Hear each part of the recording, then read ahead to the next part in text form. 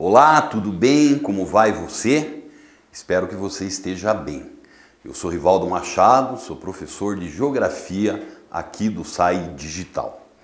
Hoje nós vamos, por assim dizer, dar continuidade ao nosso último encontro, onde nós estávamos vendo, melhor dizendo, essas questões mais relacionadas com algumas mudanças na ordem econômica e geopolítica do nosso planeta.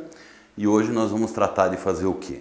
Tratar de ver uma questão muito específica dentro dessa nova ordem mundial que diz respeito justamente ao comércio, a esse espaço comercial mundial, né? Então vamos pensar um pouquinho como é que funciona isso aqui. Dentro da geografia, quando a gente fala em comércio, é uma atividade econômica que ela está presente aonde?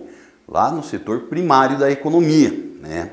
Mas nesse caso nós estamos nos referindo mais a uma atividade comercial, varejista e assim por diante, que também é muito importante para a economia, tá certo? É uma atividade que acaba gerando uma quantidade muito grande de volume econômico. Bom, só que nossa preocupação no dia de hoje aqui não é exatamente com esse tipo de atividade de comércio varejista, tá? A nossa preocupação aqui no dia de hoje não vai ser nada mais, nada menos que dar uma olhada nesse chamado espaço do comércio mundial, ou espaço comercial mundial. Vamos então lá, primeiramente, tentar nos localizar ou qual é a ideia principal que nós vamos trabalhar dentro da nossa aula de hoje, tá? Então, se você bem relembrar nas nossas aulas anteriores aí, eu tinha comentado com você que nós acabamos apresentando o quê, né? Desde o início desse processo de globalização, lá com as grandes navegações, que acabou acontecendo. Acabou acontecendo justamente aí que houve uma maior integração entre o comércio mundial, uma maior integração entre as diferentes regiões do nosso globo, né? Então hoje nós sabemos muito bem, se comparado com algumas gerações atrás, que nós temos um acesso muito grande a uma quantidade muito grande de produtos que são produzidos nas mais diversas regiões do nosso planeta, tá ok? É só você pensar mais ou menos assim. Talvez a geração dos nossos avós ou bisavós, provavelmente a maior parte do consumo deles era feita de produtos que eram produzidos num raio muito pequeno, próximos aonde eles viviam, né? Hoje, se você olhar ao seu redor, você vai acabar percebendo o quê? Que o nosso consumo ele é feito de regiões ou das mais diversas regiões do planeta. Então, se você olhar ao seu redor aí, você tem produto que com toda certeza absoluta, né? A Ásia aí vai tratar de contribuir com parte significativa desses produtos. Então, o que é que eu quero dizer com isso? Essa maior integração do nosso planeta, ela é automaticamente uma integração que levou ao quê? Levou também a um aumento muito significativo do comércio mundial. E se esse comércio mundial ele cresceu muito, sem sombra de dúvidas, acaba acontecendo o quê? Acaba acontecendo que nós encontramos aí que surgiram novas questões dentro desse comércio, que são questões geopolíticas e econômicas que merecem uma atenção especial, né? Por que dessa atenção especial? Porque nós sabemos muito bem que uma economia que ela é integrada mundialmente no nível da qual nós encontramos hoje, acaba acontecendo que muitas vezes um problema econômico em um país do planeta, ela acaba se alastrando, por assim dizer, por uma quantidade muito grande de outros países, né? Então o que nós acabamos sendo? Acabamos sendo que para cuidar, por assim dizer, da saúde dessa economia mundial, para evitar as crises, para fazer com que essa produção ela continue funcionando e o comércio da mesma forma, então hoje existe uma preocupação muito maior, que é uma preocupação que ela está relacionada com o quê? Ela está relacionada justamente com essa ideia de criar uma série de órgãos internacionais, que esses órgãos internacionais, eles vão ser os grandes responsáveis, por assim dizer, para ditar regras, eles vão ser os grandes responsáveis por regulamentar toda essa atividade comercial. Por conta de quê? Por conta que muitas vezes essa atividade comercial, ela é uma atividade comercial que ela pode ter alguns problemas. Em que sentido? Ela precisar de financiamento ou até mesmo ela precisar dessa regulamentação. Correto? Então, para isso acaba acontecendo o quê? Para isso nós temos um conjunto muito grande dessas instituições internacionais que hoje vão ser responsáveis aí por fazer o quê? Justamente por regulamentar e ajudar no desenvolvimento dessas atividades. Então aqui nessa tela, por exemplo, eu trago para você o quê? Algumas dessas instituições aí. Por exemplo, nós temos o chamado FMI, o Fundo Monetário Internacional, né? O Fundo Monetário Internacional, que tem sua sede lá em Washington, ele vai ser responsável por quê? Vai ser responsável justamente por gerar, por assim dizer, alguns empréstimos, e esses empréstimos eles vão ajudar na saúde das economias regionais. Então isso é uma questão que é uma questão muito importante. Temos um outro exemplo aí na nossa cela, né? O Banco Mundial, que também tem a sua sede lá nos Estados Unidos. Esse Banco Mundial, ele vai ter uma função um pouquinho diferente do que nós encontramos do FMI.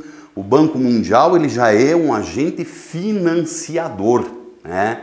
Então, volta e meia a gente ouve falar por aí que existe uma determinada obra que está acontecendo, uma obra pública aqui em nosso país, e essa obra pública vai ter o quê? Financiamento desse chamado Banco Mundial, né? E finalmente nós temos aí também a chamada OMC, Organização Mundial do Comércio. Em que consiste essa Organização Mundial do Comércio?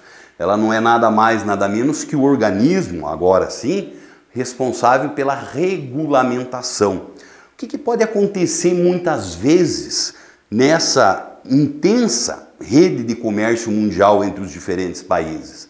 Pode acontecer que alguns países, por assim dizer, eles gozem de vantagens naturais, por ele ser um grande consumidor, por exemplo, por ele ser um grande produtor, né?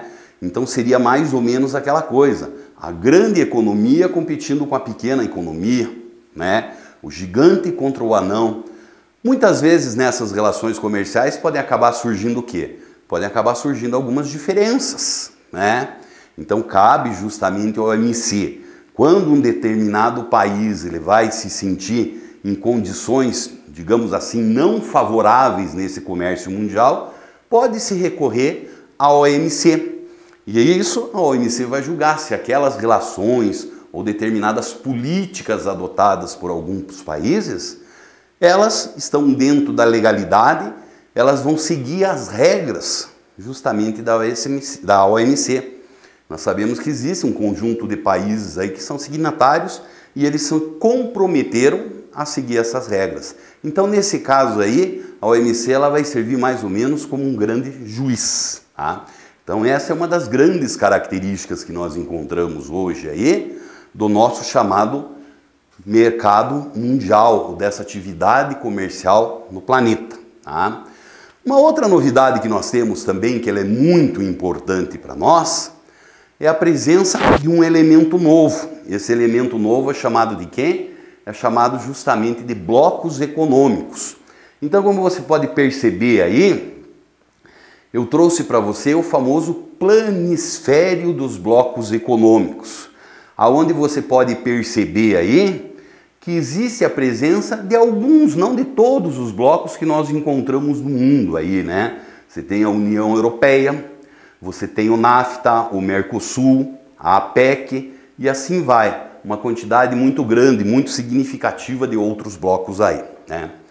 O que são esses blocos? Como é que esses blocos tratam de funcionar? Esses blocos não são nada mais, nada menos do que associação comercial entre países. Essa associação comercial entre países, elas visam principalmente fazer o quê? Primeira coisa, facilitar o comércio dentro dos países. e num segundo momento também fortalecer essas economias regionais. Por favor, você não confunda bloco econômico com isso que aparece aqui. Hoje está muito em voga falar dos BRICS. Os BRICS são o quê? Nada mais, nada menos que um conjunto de países, por assim dizer, e esse conjunto de países, formados por Brasil, Rússia, Índia, China e África do Sul, é basicamente uma associação. E essa associação ela vai visar o quê? Ela vai visar, por assim dizer, fortalecer as economias desses países que alguns acreditam vão ser as grandes potências do futuro, certo? Tudo bem? Tudo legal?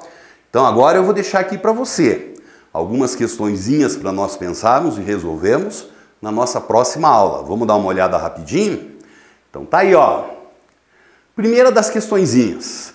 O comércio mundial. A apropriação de recursos naturais no mundo contemporâneo se faz cada vez mais pelos países onde existem muitos recursos financeiros e tecnologia avançada. Podemos indicar como exemplo disso um país onde há escassez de recursos naturais, que exporta navios, aço, têxteis, equipamentos eletrônicos, produtos químicos e veículos motorizados, e que importa petróleo, carvão, minerais não ferrosos, madeira, minério de ferro e produtos alimentícios.